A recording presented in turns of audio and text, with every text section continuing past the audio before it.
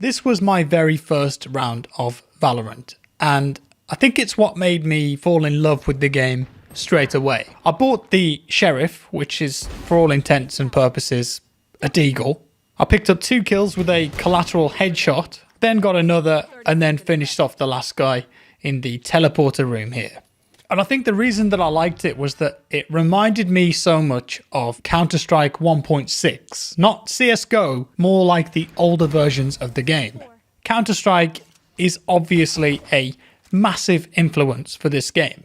So I was playing this all last weekend. They did a really cool remote event online where some content creators and esports players were given access to the game for the entirety of the weekend from the Friday. And we could play the game in solo matchmaking, we could team up and play with friends if we wanted to, and do whatever we wanted really. And of course right now I can show you that footage and talk about everything in the game. So I think when Valorant was announced, there was a lot of hype for it. But a lot of people looked at it on the surface and thought, oh, that just kind of looks like Overwatch. This game plays nothing like Overwatch, but instead, in terms of the movement, the gunplay, the level design, the game mode, the buy system, it is Counter-Strike. That's what this game is. It's Counter-Strike plus abilities. And when I say abilities, I'm going to go more in depth about what exactly that is and what gameplay implications they have. From my experience playing the game so far, the abilities that each of the 9 characters have are more of a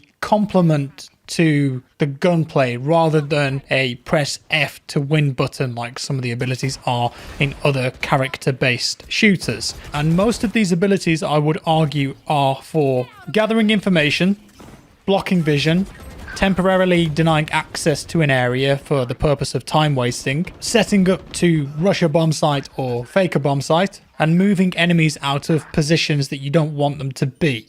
There are a few ultimate abilities, let's say, that charge over time and can be incredibly powerful if you put them in the right place or if your aim is true. But those abilities are quite easy to counter and there's a lot of signaling for them. So on the surface, it seems to me at least, the gunplay is the king here. And there were times I was playing this and I almost forgot that I had abilities, and that's because I was playing it like Counter-Strike. You can still hold shift, check all the angles. Most of the weapons in the game will be a one-hit kill headshot, so you can just walk around a corner and one-bang someone, for example. Also, you won't have access to 2 of your abilities at the start of a round unless you buy them. So 2 of your abilities are actually tied to the economy system, and you have to purchase them during the buy phase of the round. Every character also has a signature ability which recharges over time and an ultimate ability which recharges over a longer period of time, but you can speed up that process by collecting orbs that are dotted around the map in strategic locations that the defending team and the attacking team will no doubt be fighting over. So there's a lot of elements in play here. The game mode itself, if you haven't worked out already, is diffused from Counter-Strike or Search and Destroy if you've played games like Call of Duty. One team attacks, one team defends. The attacking team has to take a bomb, in this game it's called the Spike, to a bomb site, plant it and make it explode, whereas the defending team has to either kill all of the attackers or defuse the bomb if it's planted. And then the first team to hit 13 rounds will win the game. And as I mentioned, there is an economy system here too. So when the round starts, it's different to Counter-Strike in the fact that you can walk around the map at this point and you can actually push quite far into the map to hit those choke points and be ready to attack a certain bomb site straight away if you wanted to. One of the maps that I played had 2 bomb sites, another one had 3, A, B and C. To be honest with you, I didn't like the map that had 3 bomb sites. Maybe it'll take more time for me to get used to that because Counter-Strike, classically every map just has 2 and that seems to work really well. In that buy period at the start too, as you can see, there's all sorts of different things that you can purchase. Most of these are weapons. I'm not going to say their Valorant names because I didn't learn them, but you've basically got the equivalent of an AK, a Galley, an M4. You've got a burst rifle that you could say is the FAMAS. You've got a less powerful sniper rifle, which is the Scout. You've got an AWP or an AWP-like weapon in the Operator, which is a one-bang sniper rifle. You've got a silenced USP, you've got a deagle, everything's there. You've even got body armor and armor with head protection. They've even copied stuff here like loss bonus, so if your team is losing a lot, then you'll still have enough money to maybe get yourself back into the game.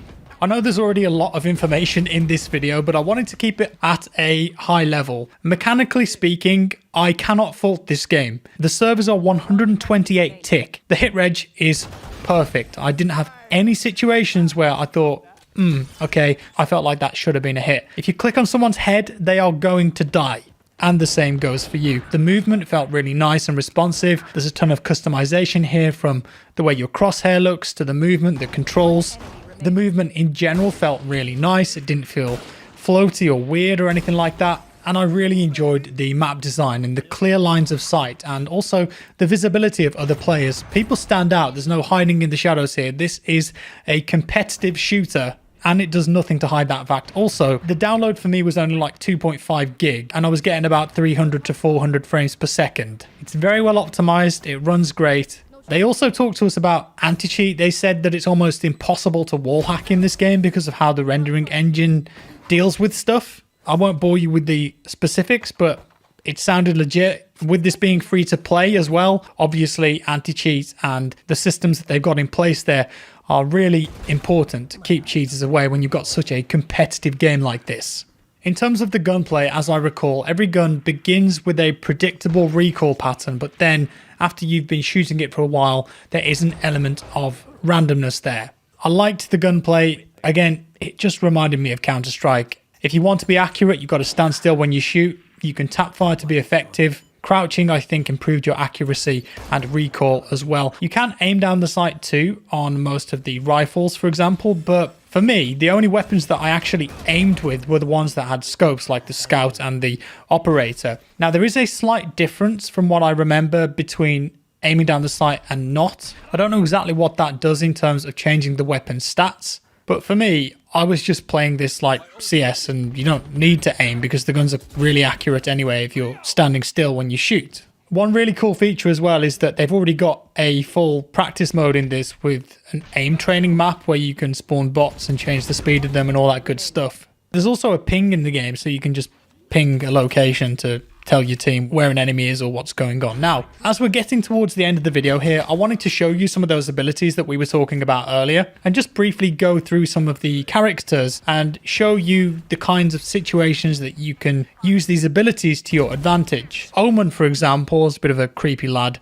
wears a hood. He's got a couple of different abilities. He can do one where you can drop smoke grenades, essentially, or big black orbs anywhere within a certain distance. So you open up this thing and you can tell the orb where to drop. So you could use this to obscure a sight line if you want to rush onto a bomb site, for example. This guy can also teleport short distances. So let's say you miss an AWP shot like I did here. I could then teleport to the other side. The guy still thinks I'm there and peek from an angle that he wasn't expecting and kill him. He can do a vision blast, which goes through walls, and if it hits an enemy, it temporarily limits their vision. And his ultimate will let you teleport anywhere on the map. So let's say at the start of the round, you could pick CT spawn or T spawn or somewhere strategic where you might know enemies aren't going to be and teleport to that location. But as you're teleporting, it makes a loud sound and it puts like an effigy at that location that can be shot by the enemy team. So they can actually just completely cancel your ultimate and you're going to waste it in that situation. Phoenix is this guy here. He can throw flashbangs around corners using his fingers. You can go left or right. You can even curve them a little bit using your mouse. So you can use that to temporarily blind people. You've also got an ability which is basically a Molotov. Just throw it down on the ground, create some fire, will damage enemies, and I think it actually heals you if you stand in it. You can put up a wall of fire that blocks vision and will damage any enemies walking through. Again, you can bend that a little bit. And this guy's ultimate is called Run It Back. This lets you essentially cheat death. So you could put it down at a location, run around a corner, kill someone, and if you die in that scenario, it doesn't matter. You will respawn after you've been killed or after a certain amount of time back at that location that you activated that ability. Jet is a character who has smoke grenades at their disposal, so you can quickly block off lines of sight.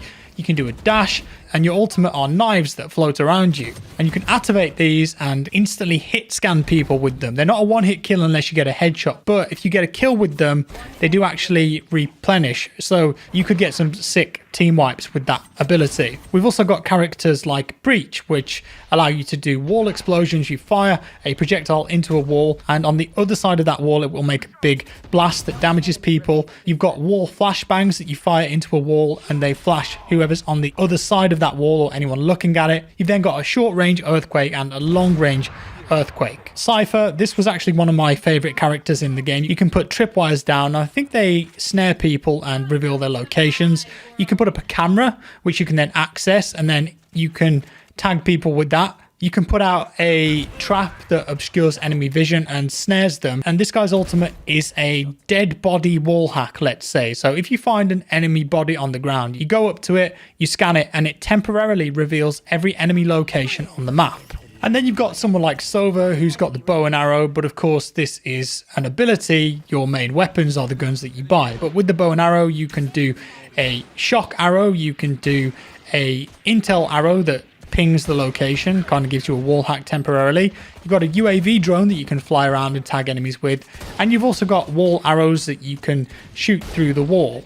One cool thing about Sova though is that the bow and arrow has a secondary function, so you can control the number of bounces. So you can actually bounce this around corners and hit locations that you can't see to gather intel or damage enemy players. There is a healer as well called Sage who can heal teammates, they can put up walls, they can revive teammates, they can put ice on the floor that slows people down and makes noise. A few others I haven't mentioned here, but I didn't really get that much footage with them. But hopefully from that short overview, you can see how most of these abilities are supportive in a way rather than directly being able to attack someone. It's much more about gathering information and denying movement, I suppose. A lot of them can be countered too just by shooting them before they've activated. But there are so many cool things you can do with these abilities. They did this whole demonstration where they showed us the ways that you can combo things and the kind of tricks that you can pull off with them once you've learned how to use them. This game is incredibly in-depth and there will be some absolutely insane plays coming out of it.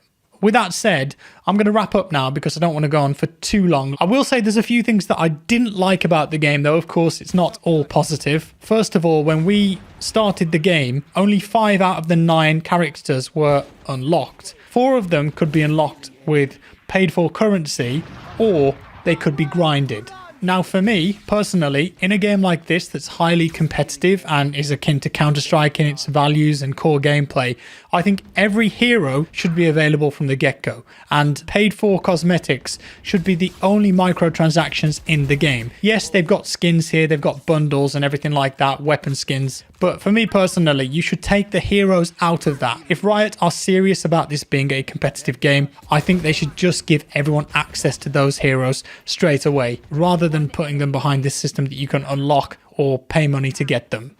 Also, I think some of the abilities could be sped up a bit. A lot of the abilities on the characters, you have to equip them first before using them. And I'd like to see that process sped up just a little bit, because there were times when I felt like I got killed because I was fumbling around equipping an ability. So I'd like to see that sped up just a little bit. And also the readability of the game sometimes can get really messy. Yes, this is something that will improve the more that people play and you learn, oh, that's an enemy smoke, that's a friendly wall. So that will get better over time, but there were moments when I was pushing a bomb site and there were all sorts of things going off at once on the screen, and it's so hard to focus on actually shooting people at times because it gets a bit messy. So I'd like a bit more readability in some of those particle effects and skills. But for the most part, I thoroughly enjoyed playing this, and the abilities here definitely add an extra layer over Counter-Strike that brings something new to the table. This game will be incredibly popular, there's absolutely no doubt about it. I think a lot of the Counter-Strike players will play this and probably really like it.